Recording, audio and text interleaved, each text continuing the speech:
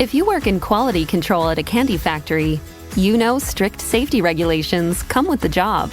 It's why you partner with Grainger.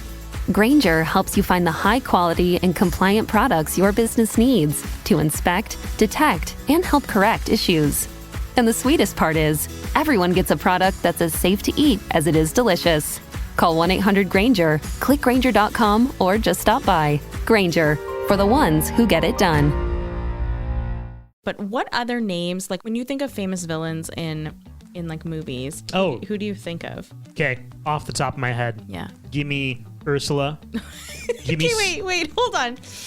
From The Little Mermaid, anyone, Absolutely. You think of Ursula. She stole her voice. Contractually obligated, too. I know. That is but like, sinister, like Sarah. I'm talking like anyone in any type of movie. She's up there, probably. Okay. Ursula, yeah. In fact, welcome to the Rom-Com Rewind podcast. Hi, I'm Sarah. And I'm Devin. And like you, I love rewatching movies over and over again. You are here. You made it to us. You love romantic comedies. We do as well. So this is a show where we rewatch rom-coms, break them down a bit for you, maybe take a peek behind the curtain, dig beneath the surface, and decide, does it still hold up? Today we have The Princess Bride. And if you hear anything on this podcast that you want to reach out about, you want to talk more about on any episode, Sarah responds to 100% of our DMs on Instagram at Romcom Rewind. Hit us up on TikTok as well at the same. And as well, one thing that you can do for us that would be so great would be if you could just leave a review wherever you're listening right now. We got a review a little while ago that said, movies are my life, basically, and rom-coms are what I view the most. So I was so happy to find this podcast a while back.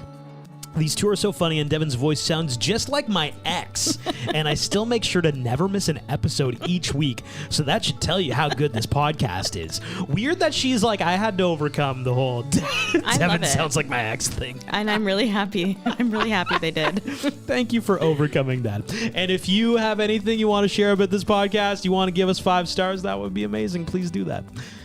The Princess Bride. Whew, this one's a doozy. It is our Valentine's Day episode, so happy Valentine's Day. It's a 1987 fantasy adventure romantic comedy directed and co-produced by Rob Reiner, who is also responsible for Spinal Tap. Mm-hmm. Much like Spinal Tap, The Princess Bride has made its way into cult classic territory. It's set up as like this grandfather reading a tale to his sick grandson. Peter Falk played the grandfather, Fred Savage is the grandson, and the tale is that of Princess Buttercup. Or she's not Princess Buttercup yet. She's played by Robin Wright. She falls in love with her farmhand, Wesley, played by Cary Elwes. Wesley goes off into the world to seek his fortune before returning to Buttercup. However, she learns of Wesley's death soon after. Now, years later, Buttercup is set to wed Florence Prince Humperdinck, played by Chris Sarandon, before being captured by the likes of Vizzini, Fessick, and Inigo Montoya, played by Wallace Shawn, Andre the Giant, and Mandy Patinkin, respectively. What are your thoughts for The Princess Bride? That's your lead-in for this iconic movie. I brought you a special present. What is it? It was the book my father used to read to me when I was sick, and I used to read it to your father. And today, I'm going to read it to you. It was a time when life didn't seem so complicated. Marriage is what brings us together today. What? What? I'm killing myself once we reach the honeymoon suite. Wouldn't that be nice? A courtly age of gentle conversation. I will always come for you. But how can you be sure? This is true love. This movie is inconceivably good. Nice. Wow. Well done. Okay, so it's both a fairy tale romance with writing that is impeccably funny. It's really like a fantastic rom-com. It's also great for the whole family to watch. And I have to say, like, the cast is out of this world. I have to add, this is probably the top 5 best kisses for me in a rom-com as well. Really? Yes, the ending kiss. Yeah. They were able to develop characters in honestly only an hour and a half, and some characters weren't even in the movie that long, but they added to the story. They didn't take away from the story. No plot lines, on the side storylines were bigger than the main. Like it all contributed to the main storyline along the way. I just thought that was so fantastic, and it's very hard to do. It also has some iconic lines that are still brought up today in memes, social media, all the that. time. Inconceivable. Yes. it's truly stood the test of time. I find it very hard to place this movie because it's like Robin Hood Men in Tights, Carrie Elways, of course, but like meets Monty Python, meets like The Princess Diaries is kind of like the vibe. I don't think there's anything exactly like this film in the way that it's done. No, I think you're right. I do think of the Monty Python, like the coconuts, with the horses. Like I do. And I mean, they're obviously they're different movies, but it's like a parody of fairy tale world, right? And a satire completely. But it's so tough. Okay, so I think this film is a class act on duality of what you're talking about, because in every single scene, it can be both like a little stupid, very silly, but also remarkably clever, and it catches intelligent. You off. Yes, yeah, and it'll catch you off guard, and you might think in some scenes like, "Wow, this is really low budget," and then you're like, "But it's also so thoughtful in the next moment. It doesn't take itself too seriously." But then there are moments where they're talking about love and certain parts of the plot where you think like, "Wow, they actually did put a lot of serious thought into this." It's a hard film to pin down. It's kind of like Everything all at once, and it's all these really small, subtle, simple scenes with so little to them. Some of them are just like, you could tell in the writing room, they're like, this is a silly concept, but let's just keep writing. Let's just see where it goes. Obviously, it's based on a novel, but like some of these things are just so silly, and with perfect writing and excellent execution. I was just going to say, an execution. Magic happens. Yes, absolutely. Like, how are they making this so funny? The cult classic. It is completely a cult classic. Like it has its own genre of a world that is so wonderful. You ready for Devin's classic food analogy for this one? Yeah, hit me. This film, in past movies we've described as, chicken noodle soup because it's good for the soul, or carnival food, or a nice steak and potatoes. Okay, The Princess Bride is. And I'm pulling from something in my own life. This is Devin's world famous French toast recipe. Oh my God. Okay. Do you disagree that I make a impeccable French toast? You do make really good French toast. It's a fun fact about your friend Devin. A little bit of vanilla, cinnamon, a little special ingredient that you will never know. But here's the thing. It's so damn simple. Does my brilliant French toast recipe rival some of the best meals I've ever had? Yes, it does. Yeah. Just because it's low budget, it's efficient, it's a simple mix of ingredients, but it's perfect. It is really the way good. that mix all meshes together. In this film, there are times where I'm like, guys, they spent no money outside of the actors on this movie, but it's so good. Like, I don't understand how good it is. It's true. It's true. I mean, you know what? I think all the money went to Billy Crystal's makeup. Because if you didn't know that was Billy Crystal, I didn't know. I mean, I did tell you. I was like, did you know that Billy Crystal's in this movie? And Devin's like, where? Miracle Max. But you know what? It was the voice. The voice did. Once you said it, I'm like, that does make sense. But it doesn't matter how simple this film is or how simple my amazing French toast is to make. The fact is, it tastes amazing when you eat it, and that's all that matters. Let's dive right in. So as you mentioned, grandfather comes over to read to his grandson a book, and it's called The Princess Bride. As you mentioned as well, Buttercup is a girl who lives on a farm, and she has fallen in love with her farm boy, as she calls him, who works there. And they fall madly in love. His name is Wesley, and he doesn't have any money. So to marry her, he runs off and tries to, make something of himself and tries to get some money. They do tee up their love really quickly, where Buttercup requests things, she gives him tasks, and he always says, as you wish. And one thing I love about this movie is they don't explain it. The grandfather's just like... That day, she was amazed to discover that when he was saying, as you wish, What he meant was, I love you. Yeah, That's all the explanation you need. They love each other, and that's his way of saying I love you. Exactly. Cool. Sounds good. He goes off to win his fortune does. to earn her love, I guess. Yeah, and I think to be able to like provide for her. Hear this now. I will always come for you. But how can you be sure? This is true love. You think this happens every day? Wesley was murdered and died in a pirate attack. Oh my God. And Buttercup was heartbroken, and she said she'd never love again. The Dread Pirate Roberts is the person who Dread killed Pirate Wesley. Roberts.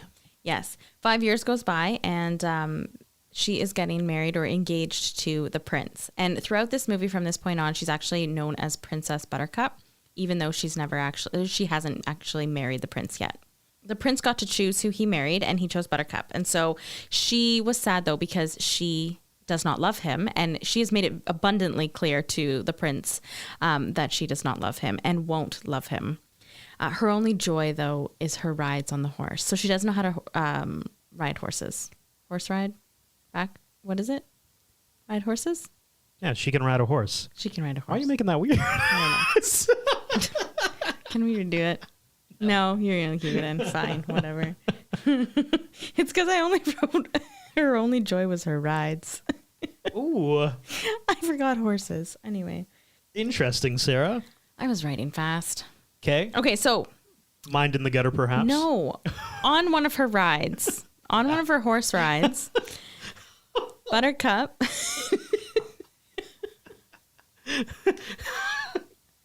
While riding her horse. Thank you. That's well put. Buttercup runs into three men who say that they're circus performers and they need her help and ask if there's a village nearby. And she says, no, there's nothing for miles.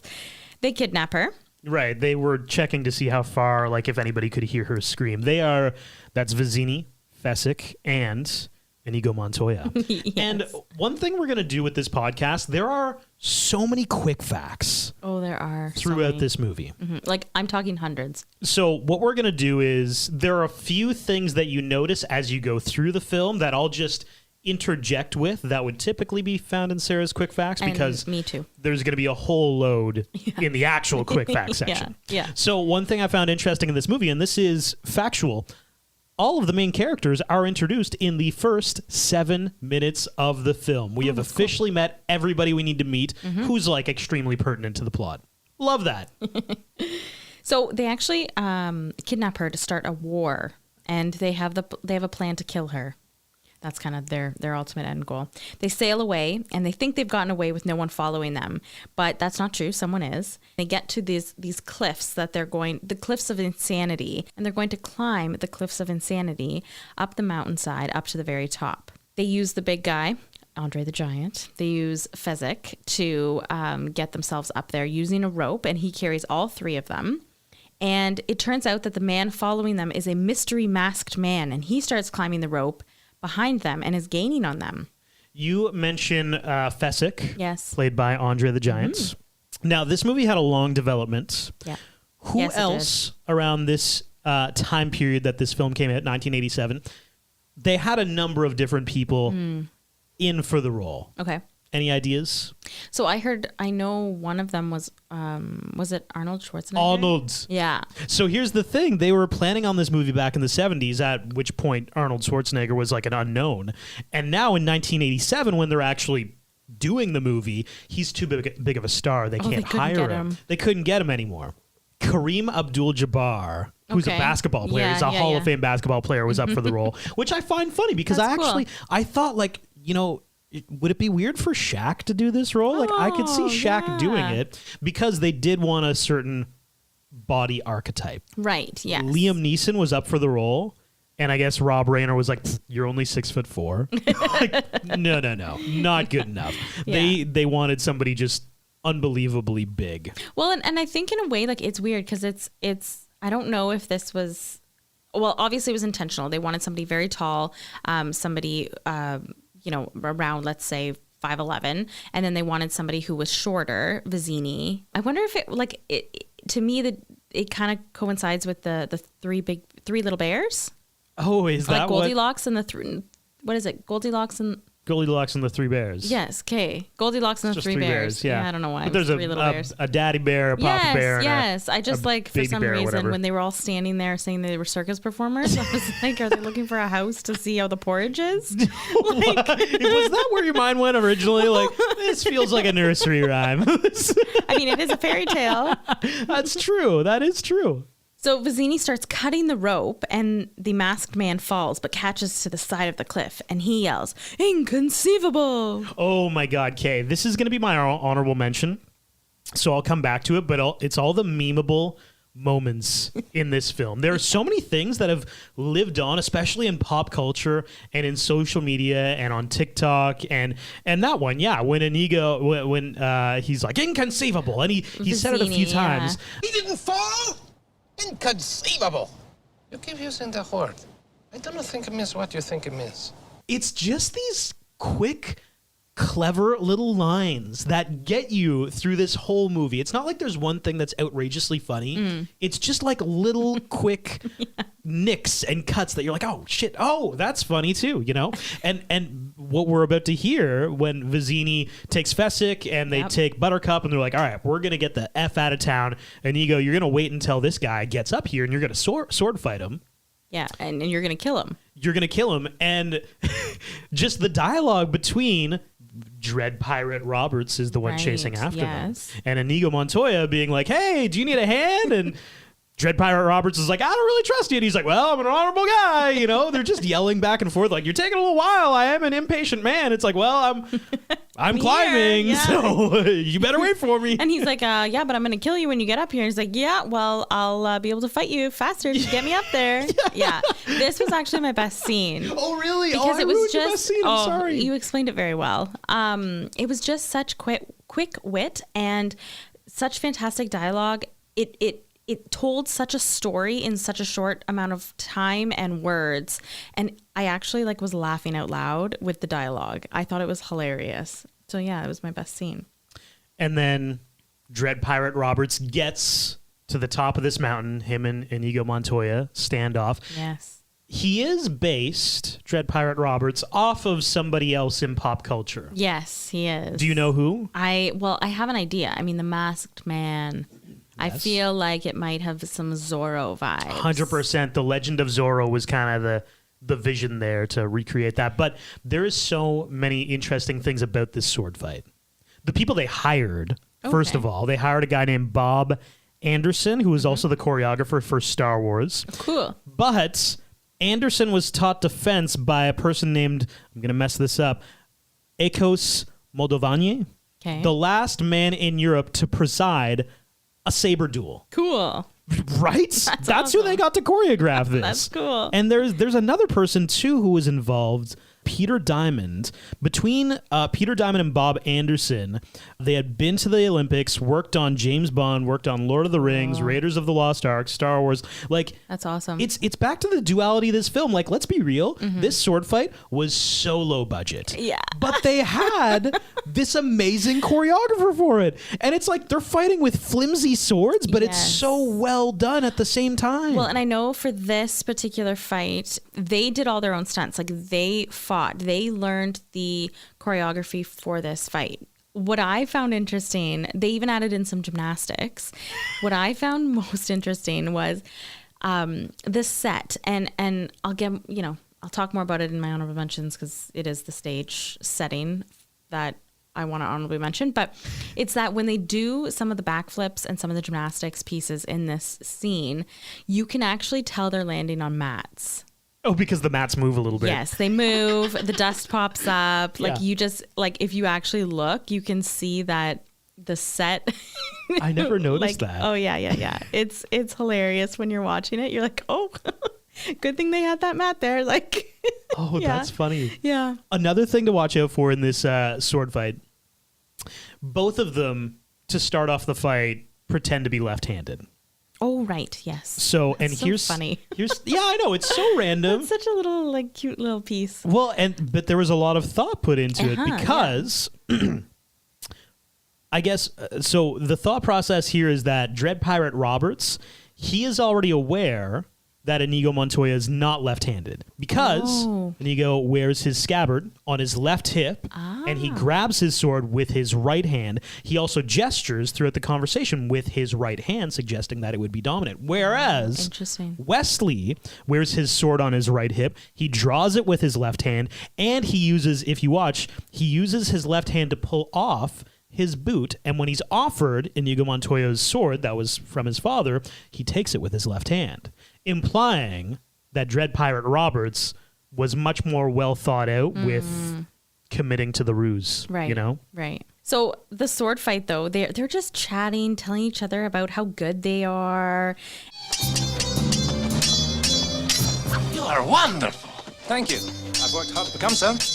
I admit it, you are better than I am. Then why are you smiling? Because I know something you don't know. And what is that?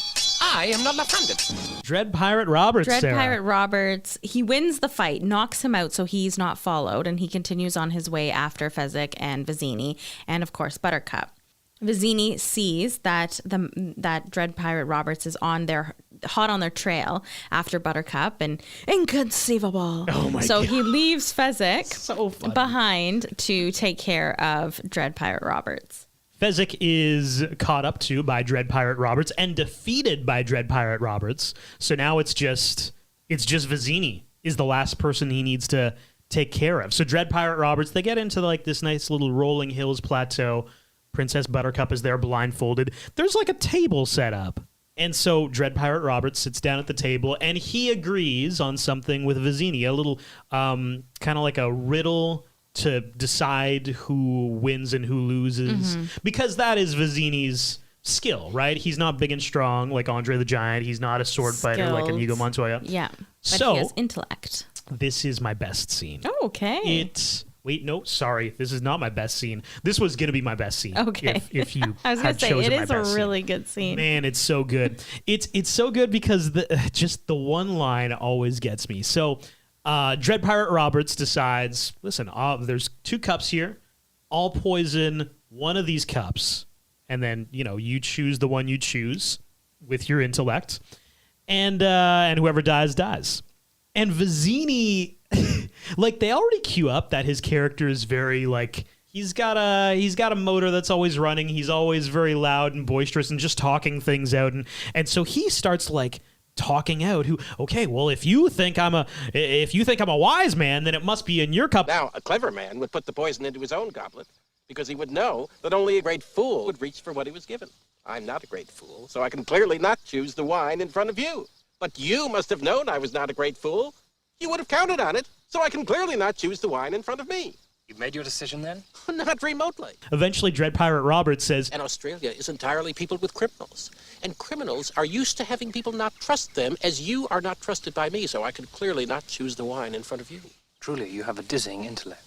Wait till I get going! and then he continues on. It's just like back to the whole, like, these quick little lines that just, they catch you off guard. They're so funny, and they're also so, like, subtly placed. Oh yeah, and like just so well written for the characters too. Like the delivery of that was so well done. So funny. Fun fact: iocane powder is actually a fictional poison. Oh, so it was all made up. Yes. And Dread Pirate Roberts survives because he's been building an immunity, a fake immunity, I guess, to this poison. So really, he just poisoned both the glasses. Vizzini dies. Yes. He now has Buttercup. Princess Buttercup. Yes. All the while, the prince has made it to this the place where they're at as well with his knights and on horseback, and he's also searching for Buttercup. Oh, the prince, yes. Prince Humperdinck is on their trail the whole time. Buttercup and Dread Pirate Roberts are sitting. They're talking. They're resting. And she says, "Oh, are you a pirate?" And he said, "Oh, yeah, like I'm that pirate." And she says, "You killed my love. Don't you remember him?" And he says, "Oh, yeah, I think I do." And they argue. And she pushes him down the hill. And he yells, "As you wish." She realizes that it's her Wesley and tumbles down right after him. They, of course, embrace. And he asks, Why didn't you wait for me? Well, you were dead. Death cannot stop true love.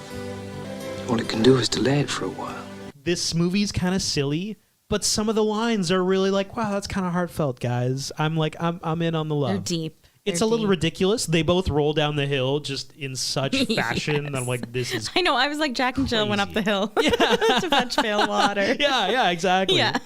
So they see the prince and the knights coming, and to escape them, they run into the fire swamp, and it is literally like a fire shot up like in the air from the ground. And they talk about, oh no, how will they get away, and there's a ship waiting for them. It's kind of like one of those like if you go to like Disneyland or anything and you do those walking tours where there's like just like steam vents going up and you can't actually touch them. Or it kind of feels like that. There's just like flames jumping up at places as they walk through this place. And like the pyrotechnics are just hilarious. Oh. They're like, I keep on saying hilarious just because it's so silly. It is. And so she asks him, like, okay, are you the Dread Pirate Roberts? Like, how did you become him? Like, what happened? And I guess he goes through saying the real, there's actually like a little bit of a ruse.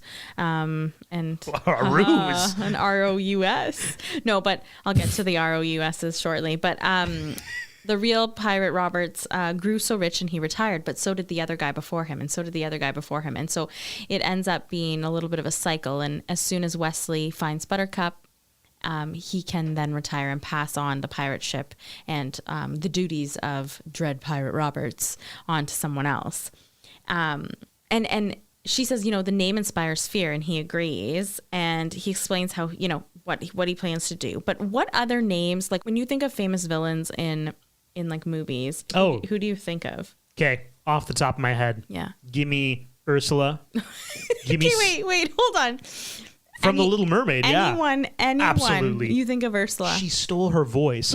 Contractually obligated, too. I know. That is but like, sinister, like Sarah. I'm talking like anyone in any type of movie. She's up there, probably. Okay. Ursula, yeah. In fact, you know what? A fictional octopus lady.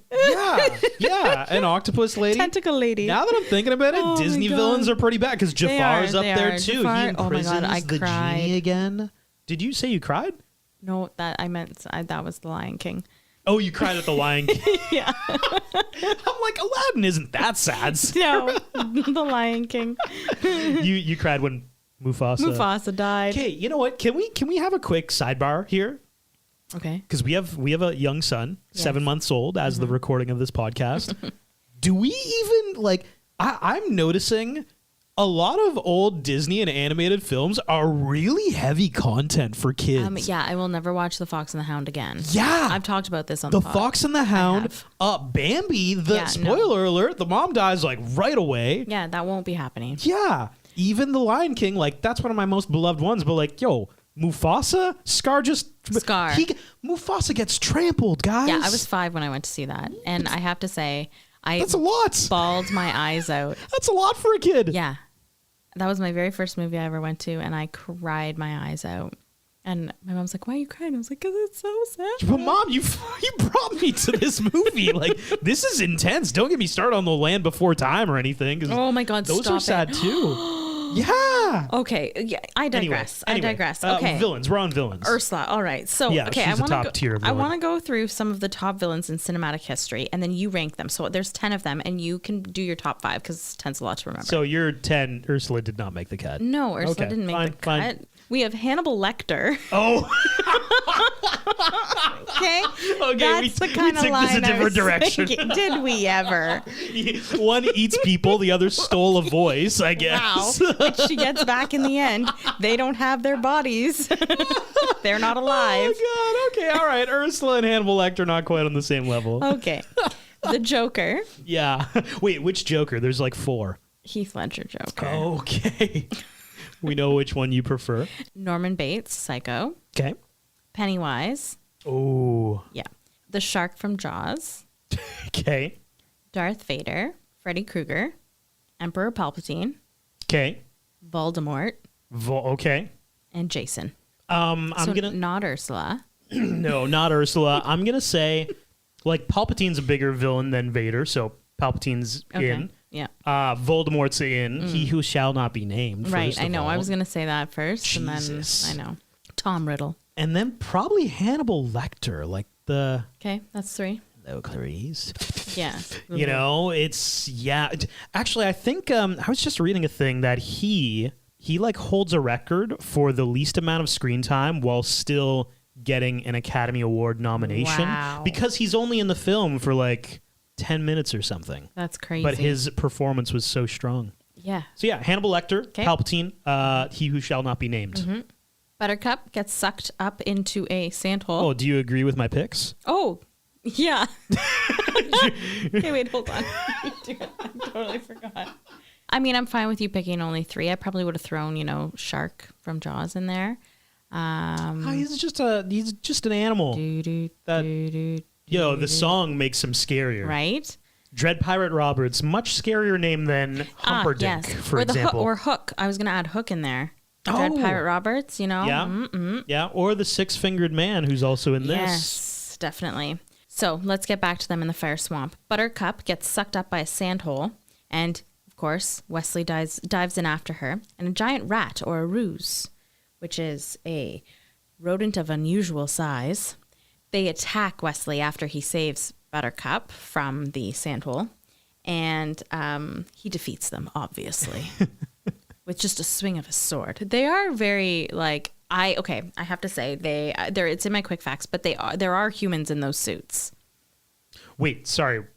There are humans in what? The rodents of unusual size. There are humans in those? Yes. How? And that is Rob Reiner's voice making the noises. He almost lost his voice. Wow. Doing them. Yeah. Weren't they just like... Yeah. That's okay. I think it just got Rob into... the director hopped into a sound booth and was like... You know what that reminds me of? What? Have you ever seen behind the scenes of Guardians of the Galaxy? No. I don't know why they did this, but the character of Groot, Yeah. all he says is, I am Groot. Isn't that... It's Vin Diesel. Yeah. And there are all these clips of him saying in a sound booth and he's just like, I am Groot. It's just strange to see Vin Diesel just do a million cuts of the same 3 words. We're used to him driving fast cars.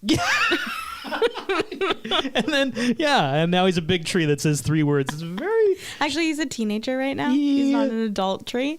Vin Diesel has a very odd career, breadth of characters. I mean, he's just sticking to the cars right now. He's just sticking to the cars and the tree. Yeah. Hey, he's probably making millions doing that. I would like to be a tree too. I'm picturing 40 years from now, Grandpa, how did you get your fable? I just drove cars and I played a tree. So they make it through the fire swamp, and the prince is waiting on the other side for them. He tells Prince them, Humperdinck. Yes, he tells them to surrender, and Wesley won't surrender. But Buttercup realizes that they will kill him. So she says, "If I return with you, will you not harm him?" And of course, the prince says, "Yes, I will not harm him." Little does she know, He's lying. he's been taken captive, and he's being held in the pit of despair. We do notice something in this scene. Wesley does remark, Yes. Humperdinck's henchman, he Has- remarks that he has 6 fingers. Yeah. Because Inigo Montoya told Wesley this story of a 6-fingered man who killed his father. And that's kind of Inigo Montoya's whole thing. He's like, as soon as I meet that guy, I'm going to tell him, my name is Inigo Montoya. You killed my father. Prepare to die. That's important. It is very important. That's important in a bit. So the pit of despair, where Wesley is tortured, is actually a new creation. It replaces the Zoo of Death from the book, which would have been too expensive to create for the movie. Oh, interesting. Yes. There is a man who nurses Wesley back to health. He gets him back to health so that he can be tortured by the prince. We actually know the name of the 6-fingered man. His name is Tyrone. And while walking in the forest with Tyrone, we realized that the princess was actually kidnapped by the 3 men, but they were actually hired by the prince. The prince actually wants to kill Buttercup. He is the one that wants her to die because he wants a war with the neighboring, kingdom, Gilder. And now, because she's still alive, he's just going to kill her on their wedding night. The wedding day has arrived, and the prince has asked that the forest be cleared of all the thieves, and one in particular thief won't leave, and that is Inigo Montoya. So Fezzik reveals to Inigo Montoya, hey, 6-fingered man, he's actually in the castle. They decide, we're going to storm the castle, and they need one person to help them. Inigo Montoya was bested in a duel by Wesley. So they strike out to find Wesley, and he actually uses his father's sword to like guide him. Yeah, as a guides him compass. straight to the pit of despair, where they break Wesley out. But he is so. They even make the joke that he's like mostly dead. He's mostly dead. So they bring Wesley to Max, Miracle Max. the healer, played by Billy Crystal, who is such a character. Yes. He actually, I mean, they have this big long scene with Max. Max is just being ridiculous. Apparently the director had to like leave some of those scenes because he was cracking up so much. Yes, he actually at one point I think became nauseous because he was laughing so hard. But a lot of the dialogue from this scene or Billy Crystal's character was ad-libbed and didn't appear in the script. And Miracle Max agrees to, help Wesley get back to life. And Wesley, he comes back, but with very little motor function for the first bit. He's still getting into it. So Fezzik needs to like drag him and carry him around. Yes, and on the other side, Buttercup realizes that the prince never sent the 4 ships, and she is still convinced that Wesley will save her from having to marry the prince. Fezzik, Inigo, and Wesley storm the castle by pretending to be the pirate in a cloak on fire. It's really funny. And the wedding is underway. The prince wants the priest to skip to the very end because he realizes there's something going on outside and he wants to marry her so that he can then kill her. And the priest presiding over the marriage was inspired by a famous Chicago rabbi who gave William Goldman the giggles because he had a speech impediment. And this scene is hilarious. This was almost going to be one of my best scenes too. Well, it is a best scene of mine, but because it is so funny. The priest, I just feel like there could be so many social media memes, if not already, of this scene. It's quite funny. So they are married, and then we get to the most quotable scene. I mean, one of the most quotable lines. It is Inigo Montoya, Wesley, and Fezzik. They're kind of going through the chambers in the castle, trying to find Buttercup, Humperdinck, somebody, and then they come face to face with the Six-Fingered Man. And the line, "Ladies and gentlemen," is delivered. Inigo Montoya looks at the Six-Fingered Man and he says, Hello. My name is Inigo Montoya. You killed my father. Prepare to die. This is my best scene. It's the best line. So the camera's on Inigo Montoya. It's this iconic moment. We jump back to the Six-Fingered Man. A 2-second pause. And then he just runs.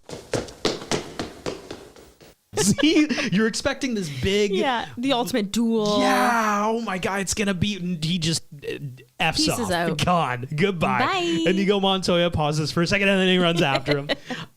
So that's where they go. Fezzik leaves Wesley in a hallway because Inigo Montoya, like a door gets locked, so he needs to get him to help budget. I've got a question for you. Mandy Patinkin has said that he gets this line quoted back to him 2-3 times every single day. That's so funny. What do you think are some other, like, every time this guy's walking down the street, somebody's like, hey, 60% of the time it works every time. I think about Paul Rudd in Anchorman. Oh my God, yeah. Like Wayne Gretzky, you miss 100% of the shots you don't take. God. Right? I feel like that would be quoted to him. 100%. Yeah. Lindsay Lohan, Mean Girls. I asked him what day it was. He said it was October 3rd. Oh, man. I'm sure there are a lot of Mean Girls lines that get quoted to them. Do you think the Olsen twins still get, like, the "you got it, dude"? Oh, for from sure. Full House? 100%. Probably I do. think that partially might be the reason why they didn't want to do the reboot. That's right. Like, Right? no, everybody already knows our line. Yeah. So back to Inigo Montoya and the Six-Fingered Man. Inigo gets into the room that the Six-Fingered Man is in, and he gets nailed in the chest with a dagger. The Six-Fingered Man just whipped it at him. And we have this, like, as the audience, you're like, oh my God. He's going to die. This is it? He gets stabbed, I think, in the shoulder, too. It's Inigo Montoya's last moments, we think. But then it's... And it's Fairy Tale Land. And then it's Fairy Tale Land, and the Six-Fingered Man tries to stab him again. And literally with no effort, he doesn't even move his whole body. He just moves the sword, boom, parries him, parries the other side. And then he keeps on repeating the most iconic line in this film. He says, My name is Inigo Montoya. You killed my father. Prepare to die. The six-fingered man is like, stop saying that. And then eventually Inigo Montoya, and he's telling the six-fingered man, like, offer me anything. Offer me money, offer me fame, offer me fortune. And the six-fingered man keeps on offering him things, and then eventually he's like, Offer me everything I ask for. Anything you want. I want my father back, you son of a bitch. And he dies. so satisfying. Okay, so another thing I noticed in this scene, when he's stabbing him in the shoulder, you'll see the type of swords they had were like ones that like went into each other. So they like, you can see that it kind of like cuts like those it. high school theater props Yes. swords that just fold in on themselves. Yeah, they fold in on themselves. And then you'll notice like the breaking of the scene, it'll go back to it and then there's blood there. There wasn't blood there and then there's blood there. Quite funny. Love it. So then we go to Buttercup, and Buttercup gets to the honeymoon suite after being dragged there by her new mother-in-law and father-in-law, the king and queen. And she takes a knife and she's about to take her own life when Wesley, is lying in the bed waiting for her. Who's there. in the bed? It's Wesley. Yes, he somehow brought himself over there. Cary Elwes in this scene. Yeah. Is he not like I actually get shocked by how charming he looks. He's dreamy. He looks very dreamy, doesn't he? Mm-hmm. And him and Buttercup are having a moment, and then Prince Humperdinck arrives. This was almost my best scene because Humperdinck says, "We'll fight to the death." And Wesley says, "No, we will fight to the pain." And at first you're like, what even does that mean? And that's what Humperdinck says. And then he goes on this long monologue of what fighting to the pain means. To the pain means the first thing you lose will be your feet below the ankles, then your hands at the wrists, next to your nose. The next thing you lose will be your left eye, followed by your right. And then my ears, I understand. Let's get on with it. Wrong! Your ears you keep, and I'll tell you why. So that every shriek of every child at seeing your hideousness will be yours to cherish. Every babe that weeps at your approach, every woman who cries out, "Dear God, what is that thing?" will echo in your perfect ears. That is what the pain means. It means I leave you in anguish, wallowing in freakish misery forever. It's like, I'm surprised that is not one of the most iconic lines in the film. Maybe because it's so long and drawn out and it's really, but it was, dude, it's back to the whole, like, this film does not take itself seriously. It slaps. Until it does. Yeah. And when it does, you're like, oh shit, like this is actually so well written. He convinces Humperdinck to just withdraw, put down your sword. I'm going to tie you up. Humperdinck thought he was bluffing, but didn't know for sure. And as soon as Inigo Montoya comes in, Wesley just like flops over. And then we realize, oh no, he's still feeling the effects of torture. He was not going to win a duel. No, but he talked himself out of it. He won a duel of wits, Sarah. We have Wesley and Buttercup. They ride off into the sunset and the ultimate kiss happens. That's a good kiss. Oh, it is That a is good a kiss. good kiss. If we had MTV Movie Awards Best Kiss, they probably this would have been won. the runaway winner. I don't think we had them yet at this point. Another quick fun fact, Cary Elwes and Robin Wright, they were so reluctant to end their time filming this movie that they kept on requesting retakes of... Because they just wanted to make out with each other? Probably, well, a little bit because they wanted to make out with each other. This implies that they're like, we just don't want filming to end, but really... they just ended up kissing each other over and over again. Be like, I don't think that one was right. We got to do another one of these. Well, I'm glad they redid it so many times because it is perfect. It is. And that is our film of The Princess Bride. Quick facts. This movie was shot on a budget of $16 million. In 2016, the film was inducted into the National Film Registry, being deemed culturally, historically, and aesthetically significant. The movie's poster was inspired by Maxfield Parrish painting Daybreak. William Goldman came up with the title of the novel based on what his daughters requested in terms of ideas for his next novel. One suggested he write his next book about a princess, while the other suggested a book about a bride, then coined the title The Princess Bride for the novel. During the filming of some scenes, the weather became markedly cold for Robin Wright. Andre the Giant helped her by placing one of his hands over her head. His hands were so large that one would entirely cover the top of her head, keeping her warm. When asked to name his favorite thing about making the film, Andre the Giant replied without skipping a beat, "Nobody looks at me. He felt he was treated as an equal without people staring at him because of his size. And it's true, they never really, like, he's just there as a giant person, but nobody ever remarks like, whoa, oh my God, you're a giant person. Like, it's just, he's just there. He just exists. When Count Rugen hits Wesley over the head, Cary Elwes told Christopher Guest to go ahead and hit him for real. Guest hit Elwes hard enough to knock him unconscious, lacerate the top of his head. Production was shut down for the day while Elwes went to the hospital. Oh my God.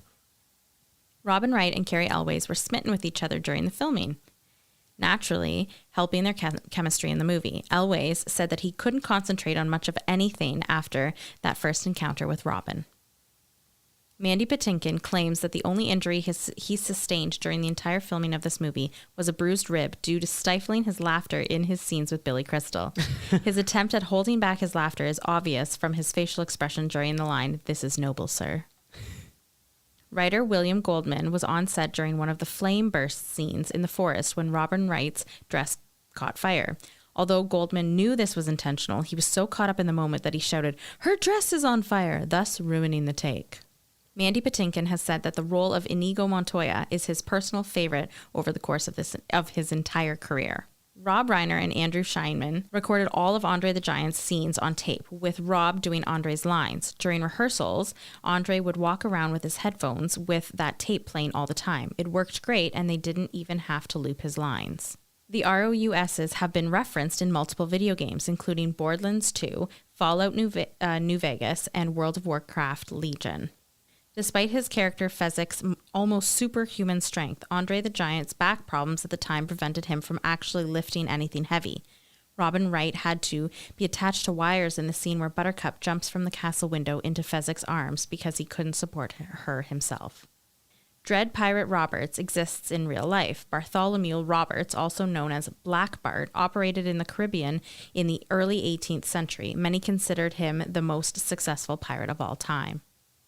Most of the movie was filmed on location in England. The castle used for the film was Hawdon Hall, a fortified country house, not a castle as such, that dates before 1087, when it was listed in the Domesday Book. The tapestries in Haddon Hall interiors are original, dating to the late medieval and Renaissance periods. There were no shrieking eels in the original novel. Instead, once Buttercup jumps overboard to escape her captors, Vizzini warns her of sharks in the water and fills a cup with his own blood and throws it into the water to attract them. Before filming, Wallace Shawn, Vizzini, had come to understand that he was the second choice to play the part after Danny DeVito, although there is some confusion about whether DeVito was actually seriously pursued for the role. He became convinced that he was wrong for the role and in danger of being fired at any moment. He was extremely nervous throughout the filming, and co-star Cary Elwes noted that he was visibly sweating during the Battle of Wits scene. He said to Rob Reiner that he didn't feel he'd get the part because he isn't Sicilian. Rob assured him that his voice was exactly the same as Vizzini's in the book. Am I wrong that actually feels very on brand and non-character for Vizzini? Like, he's just sweating in the scene, and they're like, is he supposed to be doing that? And they're like, no. And he's like, oh, he's just a very high-strung man. Like, well, I guess it works. It's very feels like the character. Andre the Giant needed an ATV to get him to shooting locations, and Cary Elwes drove him. On the first time driving the ATV, Cary hit a patch of rocks as he was shifting gears, which caused his foot to slip from the clutch and eventually become wedged between the pedal and a rock. His left big toe was bent straight down and was broken, which he tried to conceal from director Rob Reiner. Eventually, he had to confess, and they worked shooting around his swollen toe and limp. You will notice in the scene right before Buttercup pursues him down the hill, he sits down with his leg extended because he wasn't able to put weight on his foot. In the next scene, when he and Buttercup head into the fire swamp, he has a strange hop in his step. Billy Crystal used his Saturday Night Live makeup artist, Peter Montagna, to create Miracle Max. Billy brought him photos of his grandmother to help develop the look, and also brought in an uncle who had similar bone structure. The title of the 20th Anniversary Edition DVD cover is an ambigram. It can be read right side up or upside down. At the time of the filming of the movie, Robin Wright was a regular on a soap opera called Santa Barbara. In exchange for allowing her time off to film this movie, they required her to extend her contract by a year. Uma Thurman auditioned for the role of Buttercup. She was thought not to have the classic princess looks for the part. Courtney Cox, Meg Ryan, Alexandra Paul, Sean Young auditioned for the role of Princess Buttercup. William Goldman claimed that Carrie Fisher was the ideal choice for Buttercup. I see that. Robin Wright was the last actress tested for the role of Buttercup.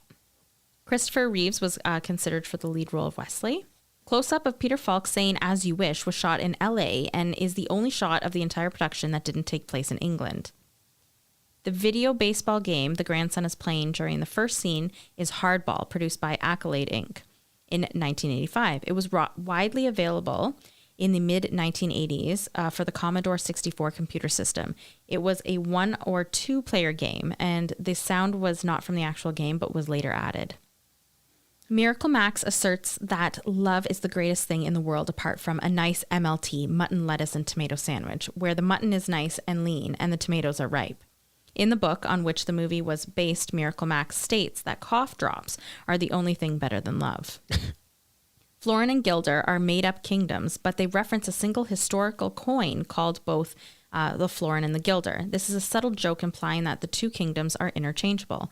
Also, it implies that the film is set after the year 1252, when the coin was introduced. It also means that it was set after the year 1788 because they talk about criminals that are being sent to Australia. This was Willoughby Gray's final film before his death on February 13th, 1993, at the age of 76. The hold Wesley uses to knock out Fezzik mirrors Andre the Giant's sleeper hold from his early days in professional wrestling. The Princess Bride is Rob Reiner's favorite book ever, and he had to convince William Goldman to let him make it. Goldman was reluctant to let somebody else work with his story because it was his favorite thing he'd ever written. The film tested better than every other movie of that year other than Back to the Future, 1985. Consequently, there seems to be some bitterness on William Goldman's part that it didn't make more money. He blames the studio for not knowing how to sell the movie. Agreed. It's budget of $16 million, which is not much, and box office it made $30.9 million. But I would gather, like with reruns, with everything since, it's probably made a lot of money over the years. Big time. But just not at the box office. The movie was made into a video game in 2008. Mandy Patinkin, Wallace Shawn, and Robin Wright were the only cast members to return to provide the voices of their characters. Norman Lear had the rights to The Princess Bride and financed the film with his own money, which almost fell through about a week before shooting. Humperdinck's castle was built by William the Conqueror for an illegitimate son. It doesn't look this cool in real life, though. They added some fake spires and whatnot to spruce up the place. In the closing credits, it shows the production company as Buttercup Films. In the novel, Prince Humperdinck wanted to get married to Princess Nerina of Gilder. Shortly after Nerina's arrival to Florin, a gust of wind blows the hat she's wearing off her head, and she's revealed that she is bald. This disgusts Humperdinck, who kicks her out of Florin, causing both kingdoms to become enemies and are on the verge of a war with each other. In the film, Florin and Gilder are already enemies, and Humperdinck wants to go to war with them. The scene where Inigo prays for his father to help guide his sword so they can find Wesley was hard to film because planes kept flying overhead from Heathrow Airport. For Canadian fans, as Peter Falk reads to Fred Savage, he is drinking from a Hudson's Bay Canadian mug. When the grandfather stands up and puts his jacket on after finishing reading the book to his grandson, he absent-mindedly fumbles with checking his pockets for who knows what. We never actually find out. This, combined with his stopping and turning around at the door, are callbacks to his most famous role as the title character in Columbo. The script describes Miracle Max as resembling a 2,000-year-old man, a character created by Rob Reiner's father, Carl Reiner, and Mel Brooks. Cary Elwes later worked with Brooks on Robin Hood Men in Tights, which was 1993, I believe, yes. So just a couple years later. Buttercup is continually referred to throughout the movie and in the film title itself as the princess, even though she is not yet married to Humperdinck. However, the grandfather states that Buttercup was born on a small farm, and Humperdinck states in his speech to the people that she was once a commoner. The reason for this discrepancy is that in the novel, the law of the land did indeed allow Humperdinck to choose his bride, and that bride was required to be a princess. Humperdinck overcame that obstacle by making Buttercup princess of a non-existent country, making her eligible to marry him. As You Wish is said 7 times in this movie, 4 by Wesley and 3 by the grandfather. Inconceivable is said 5 times, and the famous line, "My name is Inigo Montoya," is said 6 times. Say the full line. My name is Inigo Montoya. You killed my father. Prepare to die. Love it. William Goldman didn't plan on killing Wesley in the torture sequence, but found himself randomly writing a line saying that he lay there dead while in the process. After reading what he wrote, he then burst into tears and ran to the mirror. Honorable mentions. Okay, my honorable mention is the stages, like the stage scenes for everything, because they had to have spent the majority of the money of the $16 million on the actors. Oh, on casting, for sure. Yeah. And things like that, because like I said, doing gymnastics and running, like you can see all of it. But I think that it just provides more charm to the movie. I love it even that much more, you know? The eels, the ROUSs, like they're just hilariously done. I will talk more exactly on that in my What Should Have Beens, but I agree with you. My honorable mention is, and I talked about it a little bit, all of the memes from this film. This film is a cult classic, but specific moments have really lived on. In fact, had a life of their own on TikTok, social media, in memes. Let's go through them. Okay. When I love it. Wallace Shawn says, inconceivable, and Inigo Montoya says, you keep on using that word. I don't think that word means what you think that word means. Yeah. Hilarious. I think that's a sound on TikTok, actually. Another one I've seen so much is when the grandfather, this one's low key, when the grandfather gets back to the story after his grandson interrupts him, and he's like, where were we? Ah, yes, the pit of despair.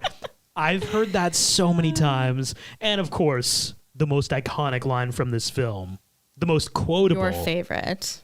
Well, it's everybody's favorite, Sarah. I know. It's one of mine too. My name is Inigo Montoya. You killed my father. Prepare to die. Oh, like, yeah. I think my favorite is, I mean, I like that one, but I love Inconceivable. Inconceivable. Inconceivable. Yeah. What Should Have Been? I don't have any What Should Have Been for this movie because I love it so much. So I want to piggyback off of what you said, because I also don't have any What Should Have Beens. And like, we've talked about films on this podcast that are like extremely close to perfect. So much so that in those cases, we did not have What Should Have Been. In this film, I think it's imperfect by design. Yeah. Like, they made it that way. That's the charm of it. It's like Napoleon Dynamite. Like, it's kind of... I love Napoleon Dynamite. Right. It's... Sure, you could poke holes, but like, the thought is that like, this is what it is. And that's what's beautiful and hilarious and silly about it. And why would you change anything? And you mentioned Robin Hood Men in Tights that Carrie Elways will do shortly with Mel Brooks. That's the charm of it. Like, in the same vein, it's like absurd. It's a movie that's kind of silly and kind of ridiculous. And in that film, there's one moment that I think is so hilarious where Carrie Elways, he loses an archery contest.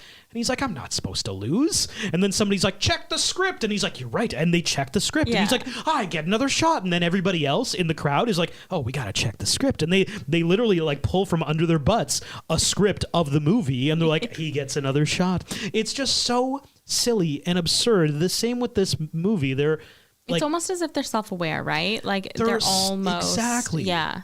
So to that end, like, what would you change? I think if you changed anything, it would diminish... I agree. The idea. I think for me, it's almost a what shouldn't be, is they should not try to remake this.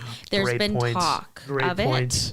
There's been talk over the years, certain things, and it didn't add it to the quick facts because they really haven't gone anywhere. Good. There's been talk of some plays, like for Broadway. I could see it being a Broadway, actually. Yes. There's been talk of them remaking it with A-list celebrities and things like that. But I just think it would take away from absolutely everything. And I don't know. I think I would watch it almost as a joke to kind of say, no, the original's still better. I like actually a Broadway play just because like a lot of the set designs are very like, you could see that being just on a stage. Agreed. You know, like that is a way that this could for sure have a second life. And now, overall rewatchability. I mean, my rewatchability is really simple. I'm giving it 5 across the board and 5. And I don't do, this is the second time this year I've done it. Well, no, I guess not the second time. No. It's February. I know. No, but this is the second time in the last little bit. But yeah, no, 5 across the board, 5. 5 out of 5. It's a perfect movie for me. I love this movie. It's like a mix of like nostalgia because I've watched it when, younger, and it's just like, even watching it now, it's just as good, and it's so amazing. So I've got chemistry 5, storyline 5, thirst factor 4.8, imagination 4.9, Whoa. soundtrack 4.75, Whoa. cheese a 5 for 5. Wow. Okay, like you set the bar so high Whoa. with a perfect score. I'm giving this Yeah. a 4.91, Sarah. Too bad. That like 4.91 puts it on like the Mount Rushmore of rom-com greatness. This is like a Yes. top 10 film of all time. What did you give 5s? What, like in this right now? No, what did you? Oh, you all gave- time? A Crazy Stupid Love got all 5s, I think. 500 Days of Summer got all 5s. This is definitely all 5s. Okay, that's okay. I gave it a 4.91. That's good. That's good. Yep. Okay. I'm glad you think that's good because I think it's great. I think it's everything. It's iconic. It's timeless. You could watch this film in 20 years and it'll still be funny. So good. And this has been the Rom-Com Rewind of The Princess Bride. If you heard anything that you want to talk more about, you want to continue a conversation about, at Rom-Com Rewind on Instagram, even if you just want to chat. Sarah responds to all of our DMs. She's also got a TikTok account at Rom-Com Rewind. And like we said off the top, hey, if you made it this far through the podcast, you probably like us enough to give us a review. 5 stars would be lovely. Thanks for listening.